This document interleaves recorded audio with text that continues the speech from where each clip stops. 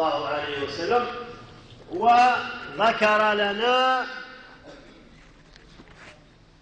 أمورا حذرنا منها، فقال صلى الله عليه وسلم: يا معشر المهاجرين، أحباب رسول الله هذو المهاجرين الذين نصروا رسول الله صلى الله عليه وسلم، الذين خرجوا معه باذلين دماءهم وأموالهم وما ملكوا من أجل لا إله إلا الله محمد رسول الله، باعوا الدنيا وشروا الآخرة ومشوا.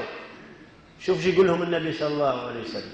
إذا كان هذا الحديث موجه لهؤلاء الثلة الخيرة، هؤلاء خريجي دار الأرقم، هؤلاء الذين تخرجوا بشهادة رسول الله صلى الله عليه وسلم، ماضي بها رسول الله، لا عميد جامعة ولا عميد كلية ولا شيء ولا شهادة شرفية، ماضي فيها رسول الله صلى الله عليه وسلم من عند الله تبارك وتعالى. أمر ربي سبحانه يقال فيهم: والسابقون السابقون أولئك المقربون.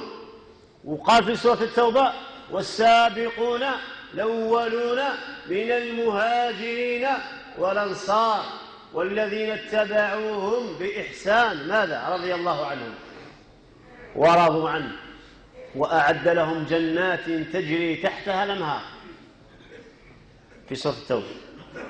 شوفوا ايش يقول لهم النبي صلى الله عليه وسلم: يا معشر المهاجرين، يحث فيهم وكانه ينبه على أمر خطير. أمر خطير شنو هو؟ 5 خصال أعوذ بالله أن تدركوهن. يقول لهم 5 حوايج إن شاء الله ما يلحقتوش ربي بهم، إن شاء الله ما تكونوش حيين ويوقعوا هذه الحوايج، وإلا إذا كنتوا حيين ووقعوا هذه الحوايج قامة كبرى، أمر عصيب، انتظروا الإعلان عند ربي سبحانه عز وجل للخسف أو المقت أو السخط أو الغضب. وأعوذ بالله أن تدركوهن. وش هي؟ حاجة الأولى، وقولوا ظاهرة والله ماهيش ظاهرة، موجودة والله ماهيش موجودة، رانا نديروا فيها والله ماناش نديروا فيها، كي نقولوا نديروا فيها ما نتكلم رانا نديروا فيها هذا الشيء، لكن ربما يدير فيها واحد والناس راضية بهذا الشيء، الناس ما يشتركوا في المنكر، الناس مصممة وذنها عليها. وشوفوا: ما ظهرت الفاحشة في قوم قط، ما ظهرت الفاحشة في قوم قط. والفاحشة أيها الأخوة ماهيش الزنا، ماهيش الزنا، كل أنواع الفاحشة، كل أنواع الفاحشة. النبي صلى الله عليه وسلم، صلوا على رسوله، قال في الحديث: لا يكون المؤمن لعانا ولا سخابا ولا بذاء ولا فاحشا ولا متفحشا. يعني حتى بالكلمة برك ربما تكون من هذا الصنف والعياذ بالله. ليش حتى تروح تدير الفاحشة الكبيرة اللي عبر عليها ربي مباشرة بالزنا والعياذ بالله، لا، هذا خلاص. ولكن ربما بالكلمة، ربما بالعين نتاعك، ربما بالسمع نتاعك، ربما بالرجل نتاعك، ربما بأشياء، بالمال نتاعك، حوايج بزاف تقدر تدير الفاحشة والعياذ بالله، أو تسهم فيها أو تعين عليها أو ترضى بها. ما ظهرت الفاحشة في قوم قط حتى أعلنوا بها. والله تبارك وتعالى قال: كل الناس معافى، أكرم في العافية إلا المجاهرون. إلا الناس هذوك يصبح يقول درت ووسيت البارح ووسيت البارح وكذا وكذا وكذا، يجاهر بالمعصية. والله عز وجل يقول في سورة النساء: لا يحب الله الجهر بالسوء من القول إلا من ظلم. لا يحب الله الجهر بالسوء. حتى أعلنوا بها إلا ابتلوا بالطواعين والأوجاع التي لم تكن في أسلافهم. شوف، أمراض لا تشخص، لا معرفة لأسبابها، يبقى الطب الحديث عاجز عليها. لا حول ولا قوة إلا بالله. ربما الراجل يديرها ويبتليها ربي سبحانه عز وجل بهذا الوجع، ما يجيش فيه، يجي في فلذة كبده، يشرب المرار، اطلع اهبط سبيطارات راديوات كذا وما كان والو إلا ابتلوا بالأوجاع التي لم تكن في أسلافهم. سبحان الله. هذا أمر الأول. الأمر الثاني: ولا نقص قوم الكيل إلا ابتلوا بالسنين. يا سبحان الله. الكيل والله الميزان، وهذه أمة من الأمم عاقبها ربي سبحانه عز وجل على هذا الشيء.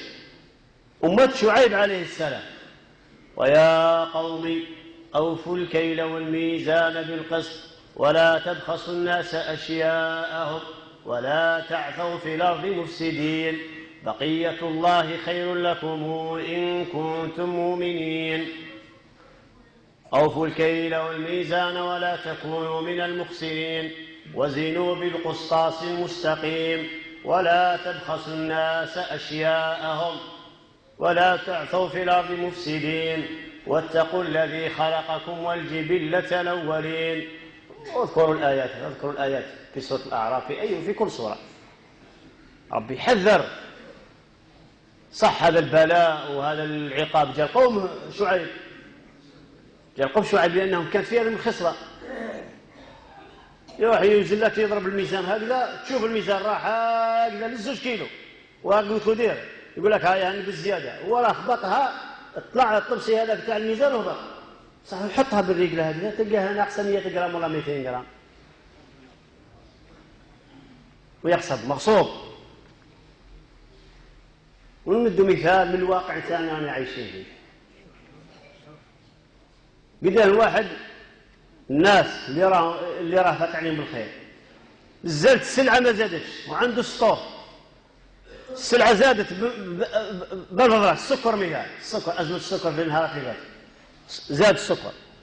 كاين اللي عنده ستور بزاف ما شاش بالسومة جديدة، فهم يبدل التيكي 10,000 10,000 راك، وهذا دير له 10 اللي خليك تبيع في السطوط راك شاري فيه ب 7,000 راك مدي فيه 1000 ولا 2000 راك زيادة.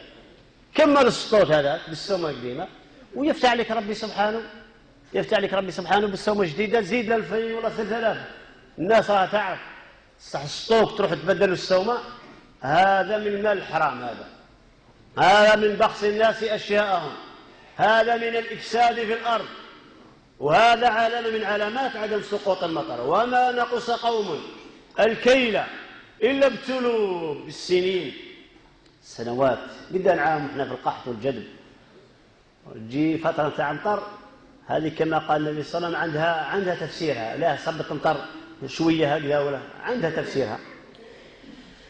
وما منع قوم زكاة أموالهم.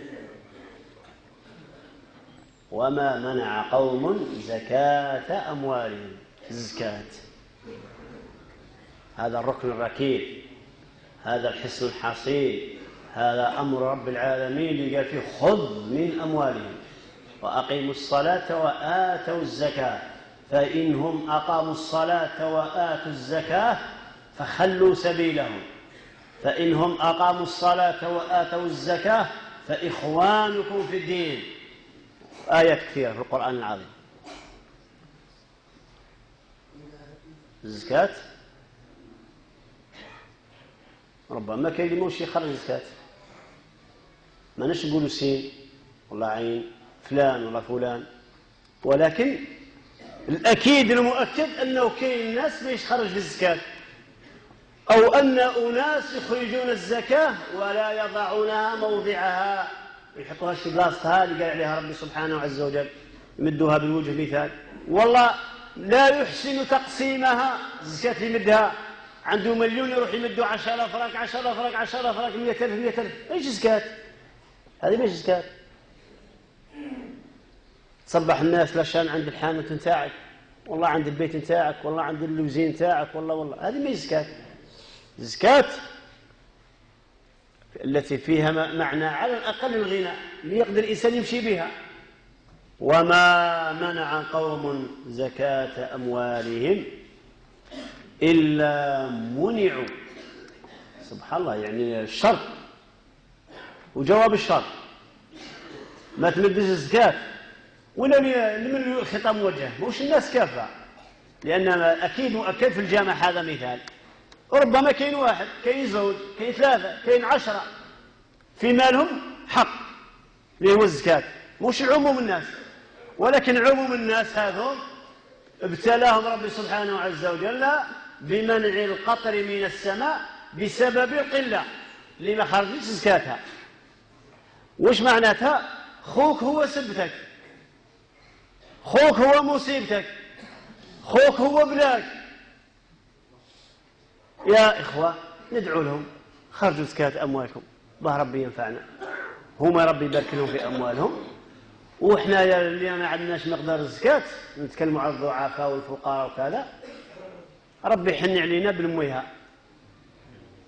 والله سبحانه عز وجل أرحم الراحمين، إذا شاف بيناتنا أي نسمة تاع رحمة راح يرحمنا سبحانه عز وجل.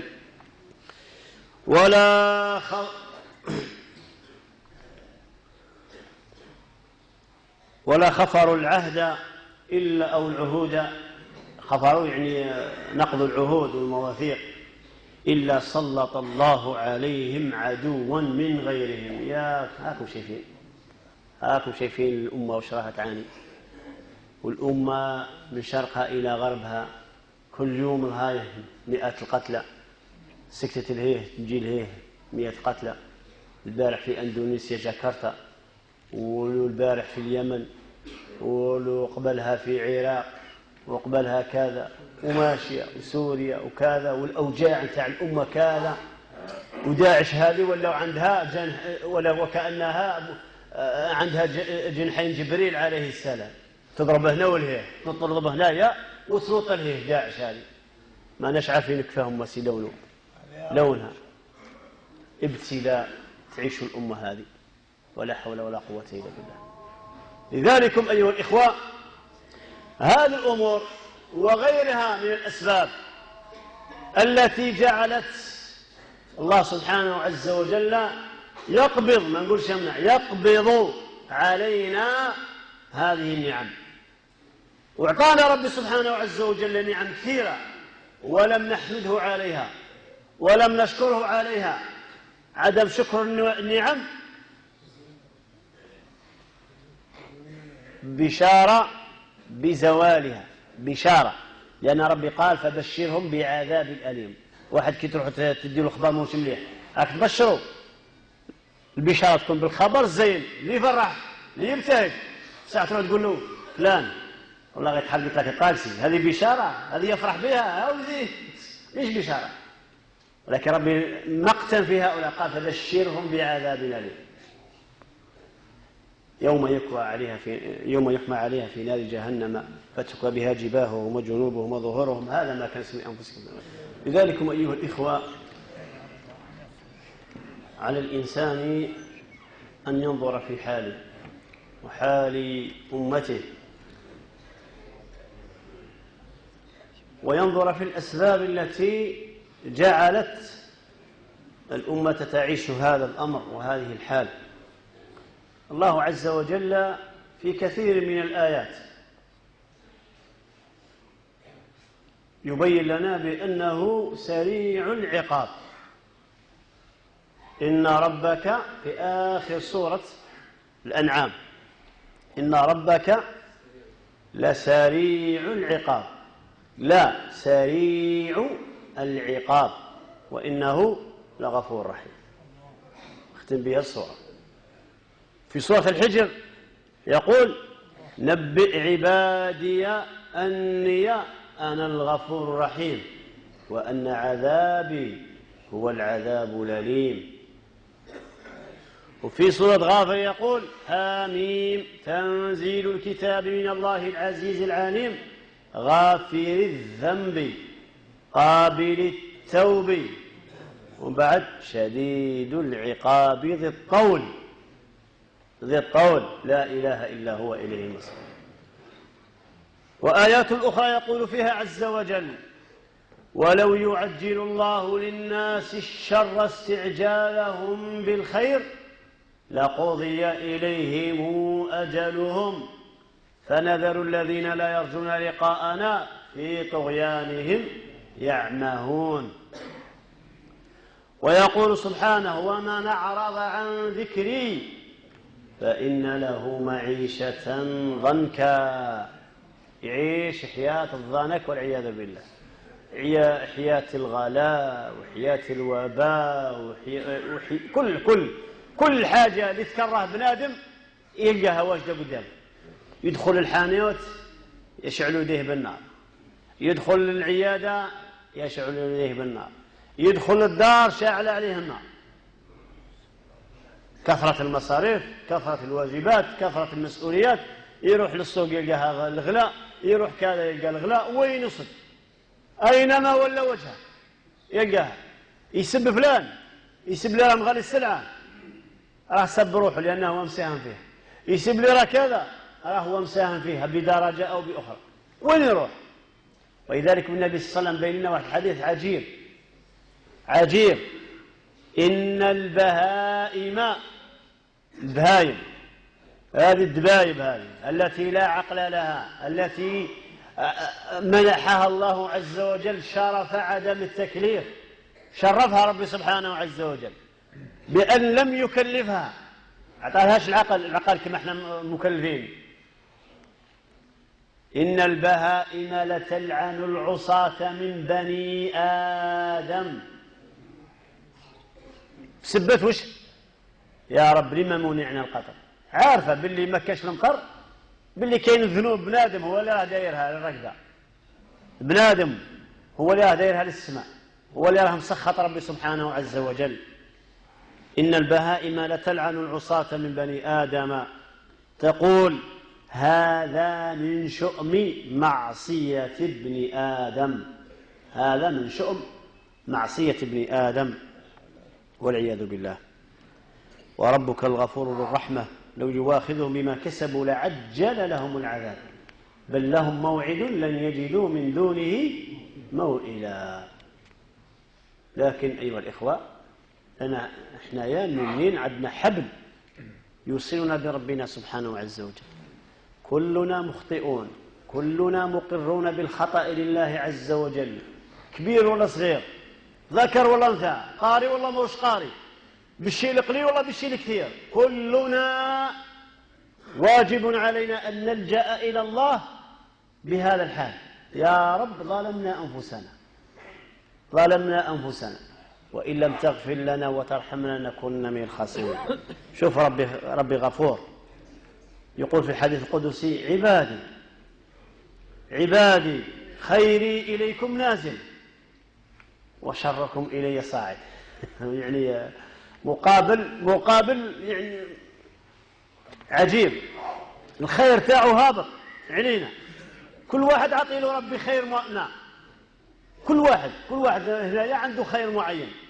واحد يشوف الخير في الصحة، واحد يشوف الخير في العافية، واحد يشوف الخير في الوليدات، واحد يشوف الخير في هذه المتاع اللي يعطيه له. كل واحد كيف ربي فتح عليه حوايج بزاف.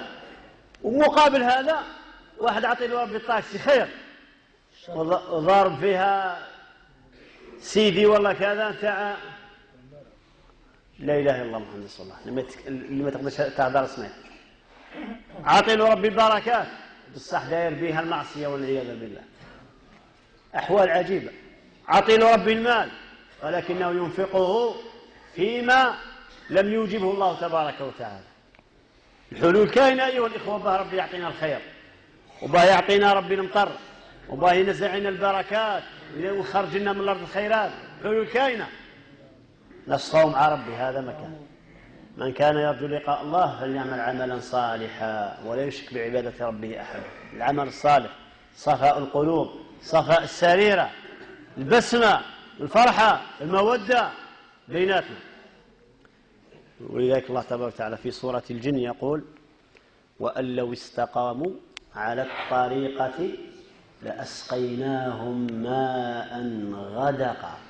شوف التعبير تاع ربي سبحانه، ما مويها تجيك سهلة وعذبة، ما فيها ملوحية، ما فيها كركير، ما فيها كذا، والو والو والو والو، سهلة سهلة ما عند ربي، سهلها ربي.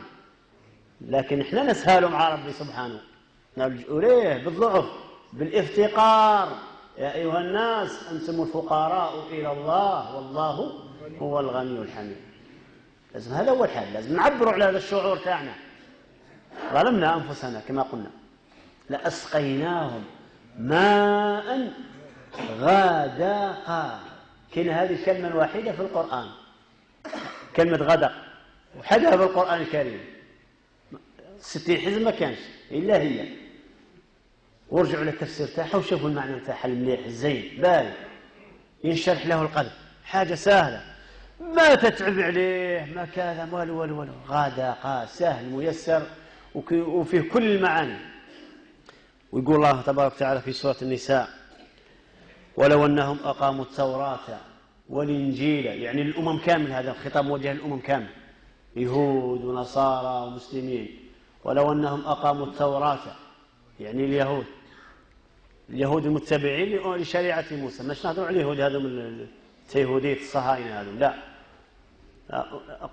أقاموا التوراة والإنجيل وما أنزل إليهم من ربهم. وش يكون؟ طاعة ربي، يعني هذه يكون فيها طاعة الله. لأكلوا من فوقهم ومن تحتهم ومن تحت أرجلهم، لأكلوا من فوقهم ومن تحت أرجلهم منهم أمة مقتصدة وكثير منهم ساء ما يعملون. خير يجيك، اطلب ربي. النخلة هذه اللي راك باش تلقمها يولي الثمر تاعها زين، والمية هذه اللي راك تتعب عليها تولي زينة، كل حاجة تولي من عند ربي سبحانه. ويقول علينا احنا يا أتباع محمد صلى الله عليه وسلم في سورة الأعراف: ولو أن أهل القرى آمنوا واتقوا وش يكون؟ لفتحنا عليهم بركات. الفانة تاع السماء يعطيكها ربي، هذا مك ذوك مديرية الري وكانت تغلق الفانات سمعنا والله المجتمع الكل يثور ويدير ربما أقراف ويدير مسيرات ويروح يدير كذا، هم غلقوا علينا المويها، هذا ربي هو اللي غلق علينا الماء، الفانة تاع ربي هو اللي غلقها.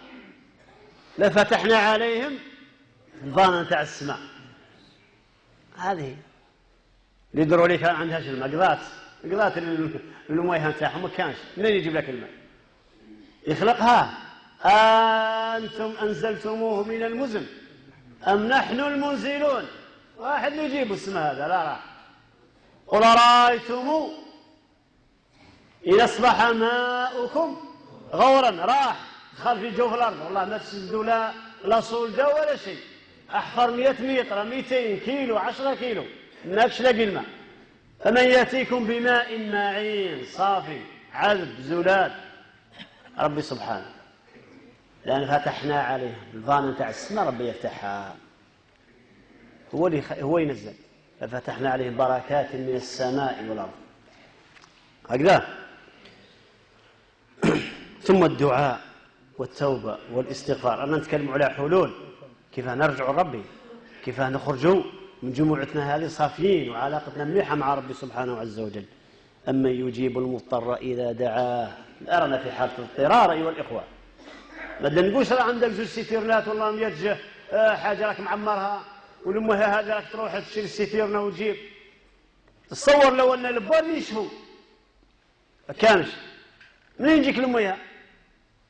أما يجيب المضطر إذا دعاه. لازم كل نخرج بالمناسبة الغدوة صلاة الاستسقاء، ماذا بين الجامع يكون عامر كما هذا، الجامع يكون عامر ما شاء الله. هذا غدوة كاين صلاة الاستسقاء في 4 جوامع إن شاء الله، درنا 4 جوامع مركزية يعني حسب مناطق الولاية، وفتحنا المجال أي إمام بإمكانه أنه يصلي صلاة الاستسقاء يدير، ما كان حتى إشكال. جامع هنايا هذا الجامع ومسجد القصابي ومسجد أو مصلى بالأحرى حاسي عمار لأنه وحده في ذيك الجهة، ومسجد النهضة يحتمل جهة من ناحية المستقبل وكذا. والمساجد الأخرى اللي أئمتها حبوا يديروا والله المصلين حبوا يديروا صلاة استسقاء يصلوا، واللي يحب يصلي صلاة استسقاء بينه وبين ربي يصليها ما كاش مشكل، يدعي ربي سبحانه عز وجل. موسى عليه السلام جا رايح أو داود عليه السلام جا رايح يصلي في الاستسقاء، الحق المكان يلقى نملة هزة يديها قال لهم ارجعوا فقد كفيتم. سبحان الله. فاحنا في حال ضرورة أمن يجيب المضطر إذا دعاه ويكشف السوء ويجعلكم خلفاء الأرض أإله مع الله. سورة النمل. وشوفوا نختم بهذه الآية في سورة الأعراف يقول فيها رب سبحانه عز وجل ادعوا ربكم تضرعا وخفية إنه لا يحب المعتدين ولا تفسدوا في الأرض بعد إصلاحها وادعوه خوفا وطمعا إن رحمة الله قريب من المحسنين. وش يقول بعدها؟ وهو الذي يرسل الرياح نشرا بين يدي رحمته حتى إذا أقلت سحابا ثقالا سقناه لبلد ميت فأنزلنا به الماء فأحيينا به الأرض من بعد موتها كذلك يحيي الموتى لعلكم تشكرون. سهلة. فقدر هذا الشيء. فقلت استغفروا ربكم إنه كان غفارا يرسل السماء عليكم مدرارا ويزدكم قوة إلى قوتكم ويمددكم بأموال وبنين ويجعل لكم جنات ويجعل لكم أنهارا ما لكم لا ترجون لله وقارا. وعليه لا تقدروا في هذا الشيء لكم حسنين من ربكم. ويا قوم استغفروا ربكم ثم توبوا إليه يرسل السماء عليكم مدرارا ويزدكم قوة إلى قوتكم ولا تتولوا مجرمين. قولوا معي استغفر الله استغفر الله استغفر الله استغفر الله استغفر الله استغفر الله استغفر الله. ربنا ظلمنا أنفسنا وإن لم تغفر لنا وترحمنا لنكونن من الخاسرين. يا رب لا تعذبنا بما فعل السفهاء منا إن هي إلا فتنتك تضل بها من تشاء وتهدي من تشاء أنت ولينا فاغفر لنا وارحمنا وأنت خير الغافرين. ربنا ظلمنا أنفسنا فاغفر لنا مغفرة من عندك يا رب العالمين. اللهم ارحمنا إنك بنا راحم ولا تعذبنا فإنك علينا قادر. اللهم رحمتك نرجو فلا تكلنا إلى أنفسنا طرفة عين يا رب يا رب. رحمتك نرجو فلا تكلنا إلى أنفسنا طرفة عين يا رب. اسقنا واسق بلادنا واسق بهائمنا يا رب. نسألك دعوة المضطر إذا دعاك ألا تخيب رجاءنا فيك يا أملنا يا أمل الطائعين ويا أمل المستغفرين ويا توابا عن التائبين. ارحمنا ارحمنا ارحمنا أغثنا ولا تجعلنا من القانتين. وصلى الله وسلم وبارك على سيدنا محمد وعلى آله وصحبه والتابعين وسلم تسليما كثيرا إلى يوم الدين. للتذكير غدا إن شاء الله بداية من الساعة 9 صباحا بهذه المساجد 4 والأئمة راهم ذكرناهم إن شاء الله يديروا صلاة الاستسقاء. فنتوجه رب سبحانه وتعالى بقلوب طاهرة بإيمان بتوجه بإخلاص وندعو الله عز وجل عساه يغيثنا فهو القريب من عباده ثم كاين أحد المحسنين تبرع للمسجد مواد نظافة وتطهير وكذا فجزا الله خيرا هذا المتطوع وكل المتطوعين وكل الذين يساهمون في بيوت الله بأموالهم وبأوقاتهم وبجهودهم وكل الناس لا تدير في الخير. إن شاء الله ربي يجعل خيرا في ميزان حسناتها والله موفق الهدي إلى سواء السبيل ولا حول ولا قوة إلا بالله العلي العظيم.